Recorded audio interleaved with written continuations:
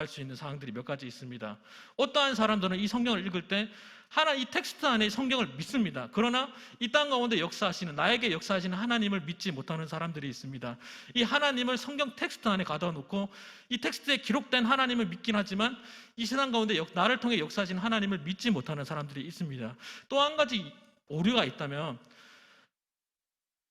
하나님을 교회 안에 가둬 놓는 사람들도 분명하게 존재하는 것 같습니다. 제가 2주 전에 성경 뉴스를 보다가 굉장히 깜짝 놀랐던 사건이 있습니다. 목사님도 한번 언급하셨는데 대전의 어떤 모 국제학교 단체가 비인가 받은 국제학교 단체에서 대표가 사람들에게 이런 얘기를 하는 겁니다. 우리는 2,000명의 사람들을 모여놓고 수련회를 진행했습니다. 그러나 하나님께서 과학적으로 우리를 지켜주셨어요. 나도 그렇게 생각합니다. 어떠한 사람이 우리에게 이렇게 얘기했어요. 하나님께서 우리 단체를 과학적으로 지켜주셨대요. 나도 그렇게 생각합니다라고 얘기하는 거예요. 그렇다면 코로나 확진을 걸린 사람들은 하나님께서 유기된 사람들입니까? 그 말에는 굉장히 모순적인 말입니다. 그렇기 때문에 우리가 하나님의 섭리를 이야기할 때는 굉장히 조심스럽게 이야기해야 될 것입니다. 그리고 나서 며칠 있다가 그 국제 IM 선교단체는 결국에는 코로나 슈퍼 전파자가 되어서 우리나라의 교회에 대한 많은 사람들이 질타를 받게 됩니다. 제가 그 선교단체 대표를 정죄하려고 이렇게 얘기하는 것이 아니라 그 모습을 보니 한국 교회의 모습이 비춰지는 듯한 모습이 보였습니다. 어쩌면 하나님을 교회 안에 가둬놓고 우리 교회에 확진자가 없으니 하나님의 성령께서 역사하셨다, 하나님의 은혜이다, 그렇게 얘기하는 모습을 통해서 우리가 어쩌면 우리 우물 안에 갇혀진, 교회 안에 갇혀진 하나님을 가둬놓고 우리의 상상력 속에 있는 하나님을 그려내고 있지 않나라는 생각이 들어서 이 말씀을 여러분과 함께 나눕니다. 코로나 상황 속에서 우리가 세상 속에서 질타받는 대표적인 모습이 이 사건을 통해서 우리가 비춰줄 수 있기 때문에 매우 안타깝고 매우 개인적으로 좀 약간 유감스러운 생각들을 가지고 있습니다. 그러나 하나님은 교회의 하나님이 아니라 온 세계의 하나님이십니다. 하나님은 믿는 자들이 하나님이시기도 하지만 믿지 않는 자도 하나님이 창조하신 사람들입니다. 그들이 하나님을 알 수 없기 때문에 믿음이 없는 것이지 그들이 하나님으로부터 유기된 자들이 아니라는 것을 우리가 분명하게 인식하고 하나님의 말씀 앞에 서야 될 것입니다. 하나님은 믿는 자들을 사랑하시지만 분명하게 얘기하는 것은 하나님이 창조된 모든 것을, 모든 만물을 하나님께서 하나님의 기쁘신 뜻에 따라 하나님의 섭리 가운데 구원의 역사를 지금도 이루어 가신 줄 믿습니다. 하나님이 분명 그 섭리 속에 우리를 사용하시는데요. 이 토기장의 사건을 통해서 하나님이 사용하시는 사람은 어떠한 사람인지, 하나님이 그 섭리 속에 사용되는 예레미야처럼 살아갈 때 우리는 어떤 모습을 가지고 살아갈 때 하나님께서 우리를 사용하시는지 한번 살펴보기 전에 이스라엘의 현재 상황이 어떠한지 같이 한번 살펴보도록 하겠습니다. 이스라엘은 현재 남북으로 분단된 상태입니다.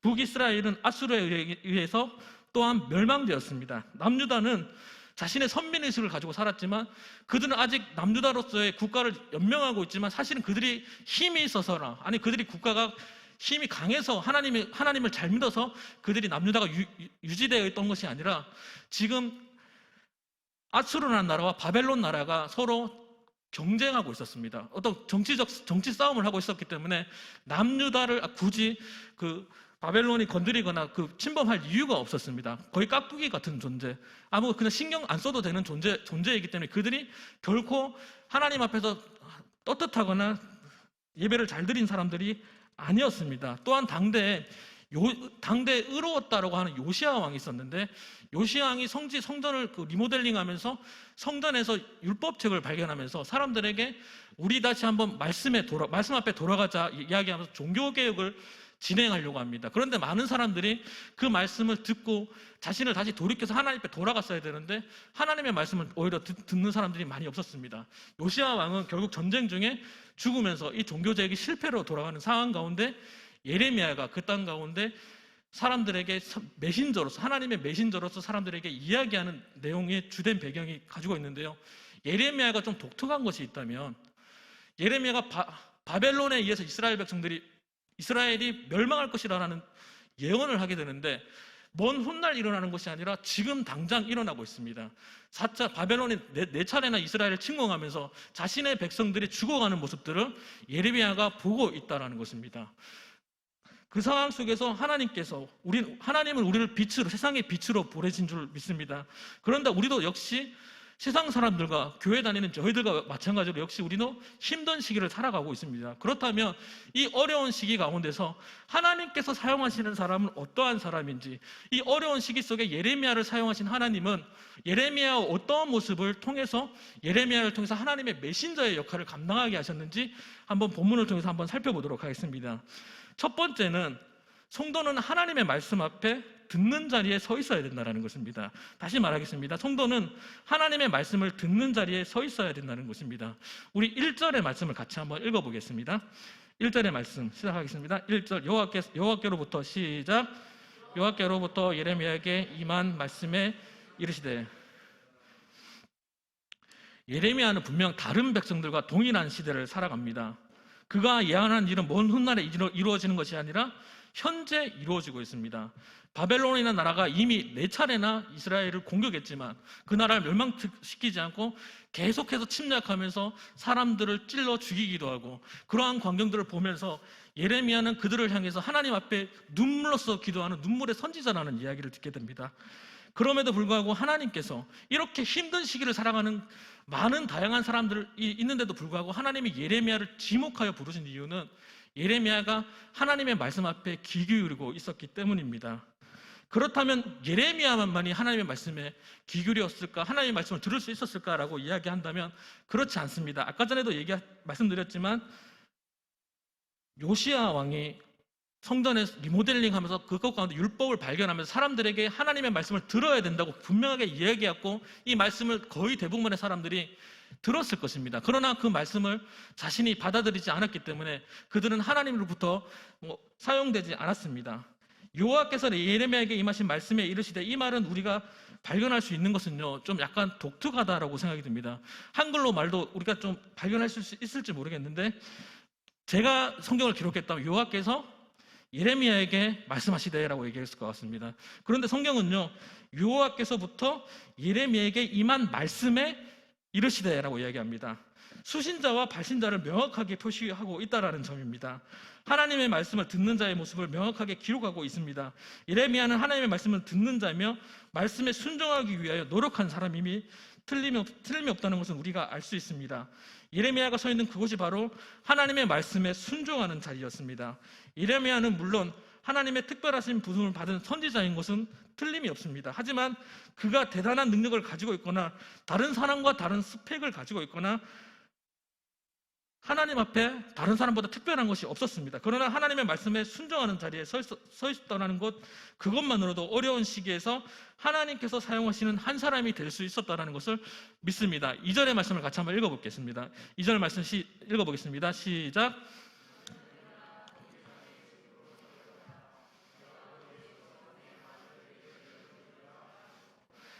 사실 우리가 성경을 읽으면 이 선지자들은 하나님께서 대단한 명령을 하신 것 같다고 생각하지만, 오늘 본문에서 하나님께서 예레미야에게 명령하신 것은 대단한 명령이 아니었습니다. 토기장의 집으로 가라는 겁니다. 하나님께서 예레미야에게 그렇게 말씀하셨어요. 하나님께서 요구하시는 건 대단한 것이 아니라 토기장의 집으로 가라고 말씀하십니다. 그냥 할 수 있는 간단한 일입니다. 이 토기장의 집은 예레미야가 미리 알고 있던 장소였던 것 같습니다. 토기장의 집으로 가라고 얘기하는 것이 아니라 토기의 장의 집에 내려가라고 이야기합니다. 아마도 예레미야는 그곳이 익숙한 곳이었고 어쩌면 예레미야가 아는 사람의 집이었을지도 모르겠습니다.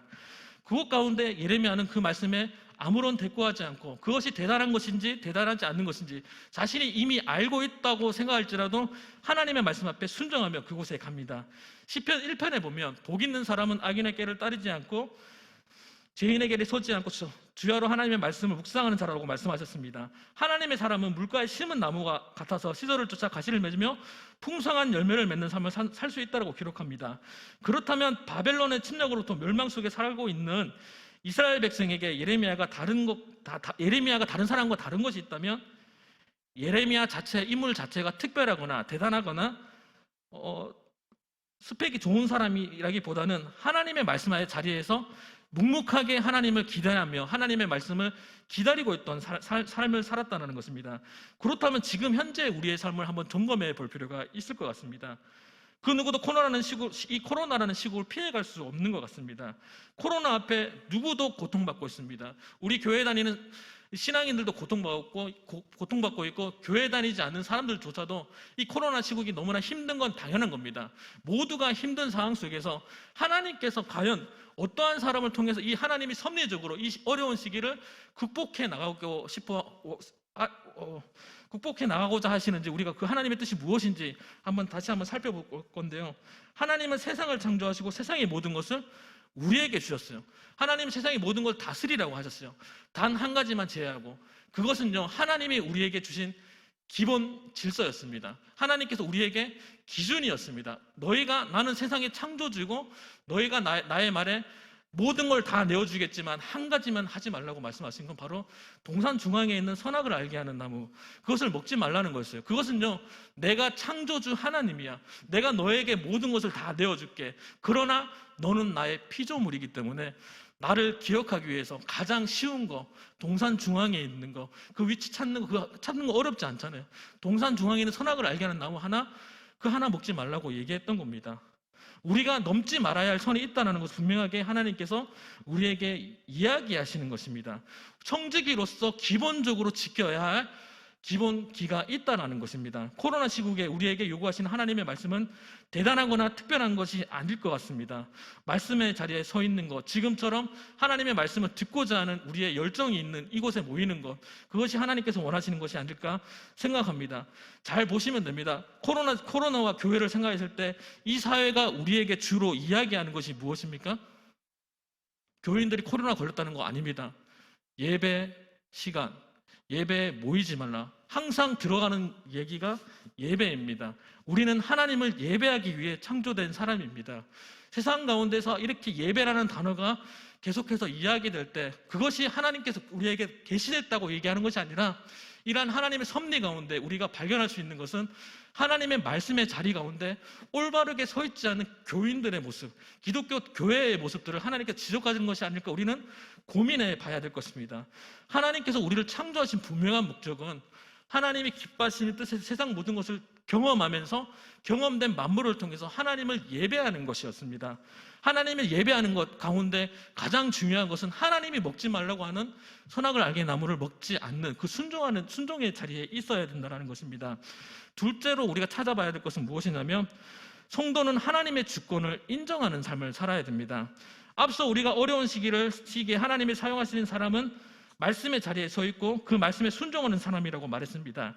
1절부터 4절까지 하나님은 예레미야에게 아무런 설명도 없이 토기장의 집으로 내려갈 것을 지시하고 그곳에서 말씀하시겠다고 이야기하시는 거예요. 하나님께서 요구하시는 요구는 가장 기본적인 것이 바로 순종이었습니다. 저 같으면 토기장의 집에 가지 않았을 것 같아요. 왜냐하면 그동안 내가 경험했고, 토기장의 집에서 하는 것은 뻔한 겁니다. 진흙을 쌓아놓고 둘러서 이렇게 으깨서 만들어서 그릇을 만드는 곳입니다. 그곳에 가면 굳이 내가 가지 않아도 그것은 굉장히 뻔하기 때문에 하나님이 기뻐하시는 사람이라면 특별한 것을 요구하실 것 같아요. 하나님, 내가 이 땅 가운데 내가 전도사로서 내가 크게 하나님 사용해 주세요라고 얘기했을 것 같아요. 그러나 예레미야는 자신의 익숙한 그곳에서 아무 말도 하지 않고 하나님의 말씀 앞에 순종하며 그곳에 걸어갔습니다. 왜냐하면 하나님이 이러한 이 상황 속에서 나를 이끌어 가시는 하나님의 계획과 주권을 알았기 때문입니다. 하나님의 주권을 인정하는 삶을 살았기 때문입니다. 그렇기 때문에 자신의 생각을 포기할 수 있었습니다. 우리는 분명 하나님의 섭리와 우리를 향한 하나님의 계획을 믿는 사람들입니다. 그러나 우리는 스스로가 그것을 이해할 수 없다고 해서 하나님이 우리를 유괴했다거나 버렸다고 생각하는 것을 생각하는 사람들도 있습니다.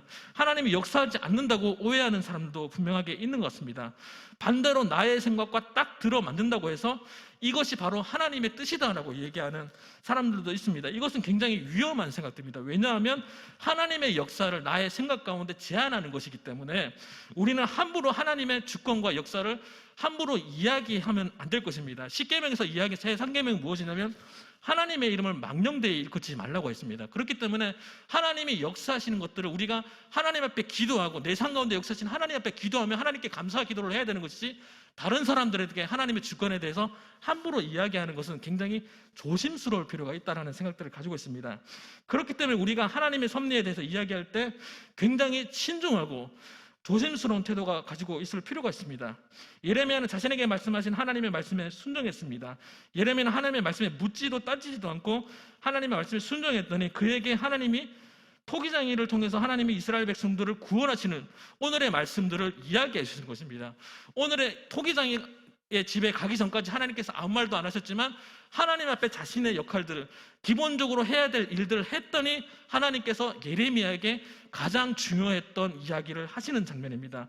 하나님의 주권을 인정했더니 토기장인을 통해서 하나님이 이스라엘 백성들을 사랑하시고 이스라엘 백성들을 버리지 않으시고 끝까지 책임져 주시겠다. 그러나 내 말씀에 듣고 돌이키는 자에게 제한적으로 하시겠다는 하나님의 말씀을 예레미야에게 하시는 겁니다.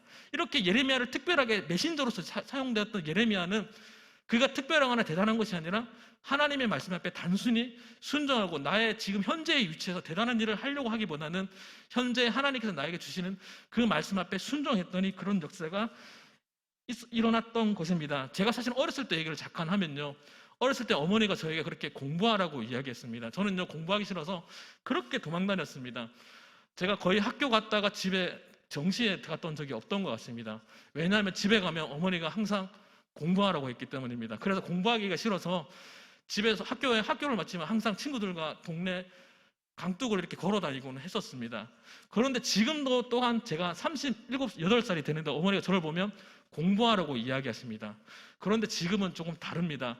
왜냐하면 제가 어머니의 주권을 인정하기 때문에, 어머니가 왜 그렇게 이야기하신지 이해하기 때문에, 내가 나이를 먹었지만 부모님 말씀에 순종해야 되겠다는 생각들을 가지고 있습니다. 어쩌면 하나님의 마음을 안다는 것조차도 우리 부모님 앞에 순종하는 것처럼 나는 지금 당장 이해되지 않을지라도 하나님의 말씀 앞에 내가 순종하다 보면 나의 길 가운데 하나님의 역사를 우리가 바라볼 수 있을 거라고 생각이 듭니다. 저는 바뀌지 않았습니다. 분명 저라는 김태민이라는 존재는 바뀌지 않았지만 나의 생각이 바뀌었기 때문에, 내가 부모님을 바라보는 생각들이 바뀌었기 때문에 이 모든 환경들이 나에게 주신 부모님의 기쁜 뜻이 있구나라는 생각들을 가질 수 있었던 것 같습니다. 그렇기 때문에 우리가 하나님을, 지금 현재 우리의 상황이 어렵더라도 하나님께서 역사하신 하나님의 뜻이 무엇인가 우리 궁금하게 말씀의 자리에 서서 하나님의 말씀을 묵묵하게 들을 때 하나님께서 우리에게 성령께서 역사하셔서 우리의 삶을 하나님께서 인도하실 줄 믿습니다. 예레미야는 하나님의 말씀 앞에 순종하는 사람이었고 그 말씀의 계획을 묵묵하게 믿었던 사람입니다. 그 사람이 특별한 사람이 아니었고 대단한 사람도 또 아니었다는 것을 다시 한번 말씀드립니다. 그러나 예레미야를 하나님은 그 민족을 이끌어내는 선지자로서 대단하게 사용하십니다. 선지자로서 예레미야서가 굉장히 많이 긴 부분을 차지하고 있는데 성경의 텍스트의 길이만 봐도 대단한 것을 알 수 있습니다. 하나님이 이 예레미야가 특별하거나 대단한 사람은 아니었지만 하나님이 예레미야를 통해서 이스라엘 백성에게 간곡하게 이야기하면서 예레미야는 그 하나님 앞에 교만하지 않고 눈물로써 호소하면서 이스라엘 백성들을 구원해달라고 하나님께 기도하는 장면들을 우리가 배우고 있습니다. 지금도 역시 예수님을 믿지 않은 많은 사람들이 존재합니다. 하나님의 주권을 섬기는 사람들을 혐오하는 사람들도 존재합니다. 왜냐하면 그들은 하나님을 믿지 않기 때문에 하나님이 우리에게 순종을 요구하는 것을 적폐라고 이야기합니다. 그렇기 때문에 그렇기 때문에 하나님은 선한 신이 아니라고 이야기하는 사람도 분명하게 존재하는 것 같습니다. 그 사람들은 왜냐하면 하나님의 창조의 질서를 알지 못하는 사람들이기 때문에 하나님을 오해하는 겁니다. 그렇기 때문에 우리는 하나님의 말씀을 알고 듣고 배웠기 때문에 하나님에 대해서 오해하지 않는 겁니다. 그렇기 때문에 우리 인간은 신에게 의존할 수밖에 없는 존재입니다. 우리가 하나님을 알 수 있는 방법이 무엇입니까? 하나님의 말씀밖에 없는 것입니다. 그렇기 때문에 우리가 말씀에 순종하는 것은 당연한 것입니다. 그렇기 때문에 우리는 세상의 빛이고 소음입니다. 그러나 낯을 잃어버린 일부 사람들이 하나님의 역사를 성경의 텍스트 속에 가두어 놓고 또한 교회 속에 가두어 놓으니까 사람들이 오히려 교회를 향하여 질타하고 공격하기 시작한다고 생각합니다. 그렇기 때문에 우리는 하나님을 교회 안에 가둬놓지 말고 눈을 들어 하나님이 창조하신 세계를 바라봐야 됩니다. 하나님이 대상교회를 세우기 위해서 교회를 세운 것이 아니라 우리 교회를 통해서 대구와 경북과 전 세계를 구원하시기 위해 우리를 사용하시기 위해 교회를 세우신 것처럼 우리의 눈을 들어서 전 세계를, 온 세계를 향해 눈을 들어 하나님을 바라볼 수 있는 저와 여러분이 되었으면 좋겠습니다. 여러분 혹시 에코 챔버라는 말을 들어보셨습니까? 에코 챔버라는 단어를 혹시 들어보셨습니까? 반향성 효과라는 것인데요. 이게 어떤 일부 부모들이 그런 얘기를 합니다. 아이들에게 유튜브를 오픈해주고 많은 인터넷들을 오픈해줍니다. 왜 그렇게 하냐니까 아이들이 다양한 것을 경험해서 다양한 문화들을 접하게 하기 위해서 이런 유튜브라든가 다양한 매체들을 오픈해주는데 사실은 그렇지 않답니다. 왜냐하면 내가 원하는 것만 바라보게 된다는 겁니다. 에코 챔버라는 것은 이 소리가 아라고 얘기했을 때 소리가 내가 듣고자 하는 소리만 들린다는 겁니다. 이렇게 에코가 울리는 것처럼 내가 원하는 종목만 듣는다는 것입니다. 제가 사실은 우리 장로님들이 어르신이라서 제가 말하기가 좀 어려워서 그렇지만 대화를 해보면 굉장히 말이 수술 잘 됩니다. 그런데 청년들이랑 얘기를 하면요, 청년들을 제가 무시하고 이런 건 아니지만 대화가 잘 안 되는 것 같습니다. 왜냐하면 청년들은 지금 유튜브랑 다양한 매체를 경험한 사람들에게 자기가 원하는 정보를 골라서 볼 수 있기 때문에 대화가 잘 쉽게 되지 않는 것들을 제가 좀 느끼게 되는데, 이 에코 챔버라는 걸 통해 제가 이야기하고자 하는 것은 무엇이냐면, 교회에 우리가 우리끼리 모여서 하나님의 말씀이 좋다라고 이야기하고 하나님의 말씀을 서로 간증하고 나누지만 우리 안에서 우리끼리 우물안 개구리가 되면 세상 가운데 세상은 더 이상 우리를 이해하거나 그 정보를 들으려고 하지 않을 것입니다.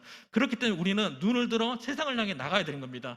예수님께서 우리에게 명령하신 지상 명령이 있는데 그것은 무엇이냐면, 하나님이 와서 제자 삼으라고 하지 않으셨습니다. 너희는 가서 제자 삼으라고 하신 거예요. 하나님이 이 땅 가운데 교회에 매여 있지 말고 우리가 눈을 들어 하나님이 창조진 세계로 가서 하나님의 제자들을 삼으라고 말씀하셨습니다. 그렇기 때문에 교회는 선교적이어야 되고 교회는 확장성이 있어야 됩니다. 그렇기 때문에 복음은 굉장히 확장성을 가지고 있을 때 폭발력 있게 하나님의 복음이 전해지는 것입니다.